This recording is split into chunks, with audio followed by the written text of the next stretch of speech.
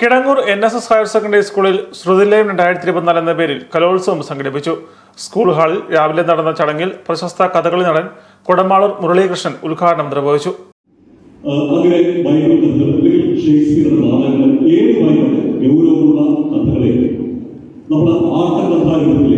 അതായത് പദങ്ങളും ശ്ലോകങ്ങളുമുള്ള കഥകളിയുടെ സ്ക്രിപ്റ്റ് എന്ന് പറയുന്ന ആട്ടകഥാരൂപത്തിലേക്ക് മാറ്റിക്കൊണ്ട് അതിനുചിതമായ രാഗതാളങ്ങൾ നിർണ്ണയിച്ച് പാട്ടുകാർ പാടുമ്പോൾ മേളക്കാരുടെ അതായത് അതിൻ്റെ ആ ഒരു വാദ്യങ്ങളോടെ അത് അവതരിപ്പിക്കുമ്പോൾ കഥകളി നടന്മാർ സ്ത്രീകൾക്കായിക്കോട്ടെ പുരുഷന്മാർക്കായിക്കോട്ടെ അവർ ചെയ്യുന്നത് ആംഗികം വാചികം സാത്വികം ആഹാരം എന്ന ചതുർവിഭാഗത്തിലൂടെ ആ കഥയെ അല്ലെങ്കിൽ ആ സ്ക്രിപ്റ്റിനെ നിലനിർത്തി അവതരിപ്പിക്കുക.